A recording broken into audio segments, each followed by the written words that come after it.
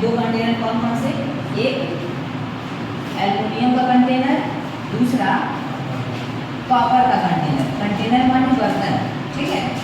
दो पात्र दिए गए, इस क्या क्या कौन कौन विलेन को रखना है, कौन कौन से विलेन को बताइए। पहला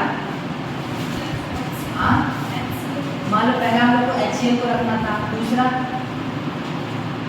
जिंक क्लोराइड रख देते हैं, तीसरा HNO3 रखना था, चौथा वाटर रखना था, ठीक है। इसमें भी HCl, zinc chloride, HNO3, H2O। मान लो क्या किए, बारी बारी से विलेनों को उठाएं और बारी बारी से हर एक पात्र में रख के देखें, ठीक। उसके बाद जो जो चीज़ें हमारे सामने आई उस हिसाब से हम अपने आंसर को लिखें। मान लो मुझे नहीं पता, मैं बस इतना जानता हूँ कि रिएक्टिविटी सीरीज जिसको याद रहेगा वो इन आंसर को अपने से लिख सकता है। समझ गए ना कैसे लिखना होता है। आप इसको रटना चाहिए, इस आंसर को तुमको अभिक्रिया करने आना चाहिए। बस अगर वो आ रहा है तो उसको लिखने में कुछ नहीं, लिख लें। सबसे पहले तो ये याद आना चाहिए ना कि कौन ऊपर आता है कौन नीचे। सबसे पहले क्या है, याद है ऐसा नहीं, बताओ बताओ बताइए। गाना, बाका, मांगे, आलू, जिंक, फेंको, नीम, सुन, पगलू, मस्तर, कली, गुलगय, रेजी, एजू, टीट। बस अगर इतना आप लोग को याद है तो हम लोग आंसर लिख पाएंगे। आप एक कंटेनर उठाइए, एल्युमिनियम उठाइए। पहला एल्युमिनियम का अभिक्रिया कराइए HCl के साथ। आप लोग को नहीं मालूम क्या होने वाला है यहाँ पे।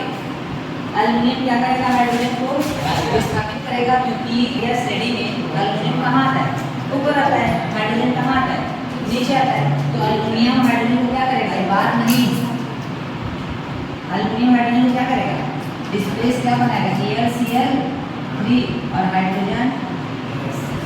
क्योंकि यहाँ अभिक्रिया हो जा रहा है इसलिए हम एल्युमिनियम के धातु में HCl को नहीं रखेंगे, ठीक।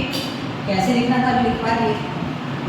फिर हम लोग क्या करें, दूसरा क्या उठाएं, एल्युमिनियम में क्या रखे, जिंक क्लोराइड रखे।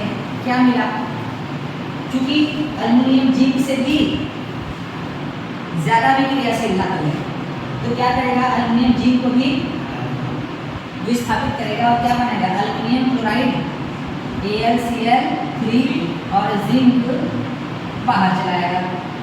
क्या एल्युमिनियम के धातु में हम जिंक क्लोराइड को भी रख सकते हैं, नहीं रख सकते। और कैसे लिखना है बताइए, ठीक।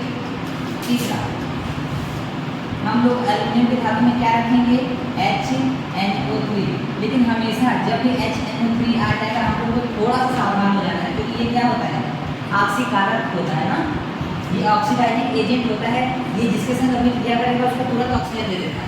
तो सबसे पहले ये अपना ऑक्सीजन उसको देगा तो क्या बनेगा, Al2O एल्युमिनियम ऑक्साइड बनेगा, ठीक। अच्छा, जिस पात्र में चूंकि एल्युमिनियम ऑक्साइड क्या बनाता है, एक सुरक्षात्मक परत है ना, परत का निर्माण करता है जो आगे अभिक्रिया होने से क्या करेगा, रोकेगा। तो हम एल्युमिनियम के पात्र में HNO3 को रख सकते हैं, भले यहाँ अभिक्रिया हो जा रहा है, इसके वजह से रख पा रहे हैं ना, इसके वजह से। चौथा पानी जल के संग, इसके लिए हम लोग क्या लिखेंगे कि सामान्यतः कमरे के तापमान पे हम लोग एल्युमिनियम के पात्र में जल को रख सकते हैं, ठीक है। तो यहाँ हो गया। इसके लिए क्या किए, हम लोग किस तरीके से किए बताइए। सबके लिए आंसर आप लोग को लिखना समझ में आ गया कैसे कैसे लिखना था। कॉपर प्लस HCl क्या होगा बताओ, अब तो आ रहा है ना, अब तो आ रहा होगा, बताइए क्या होगा, आगे बताइए।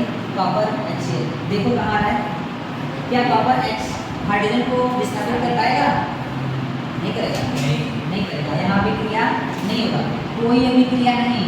इसका मतलब कॉपर के पात्र में HCl को रखा जा सकता है। अरे अभिक्रिया नहीं होगा तो रख सकते हैं ना। चलिए दूसरा, copper plus zinc chloride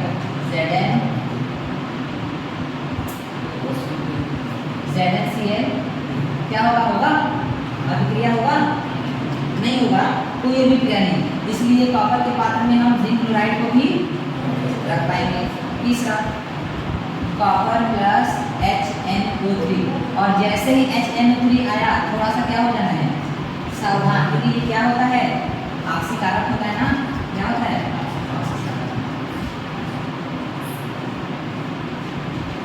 oxidising agent होता है।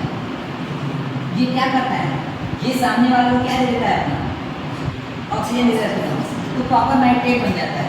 सबसे पहले से क्या बनेगा, कॉपर नाइट्रेट, साथ में NO गैस और बस हाइड्रोजन, ठीक है। तो ये क्या, अगर यहाँ कॉपर का अभिक्रिया हो जा रहा है HNO3 से, तो क्या कॉपर की मात्रा में इसको रख पाएंगे, नहीं रख पाएंगे ना।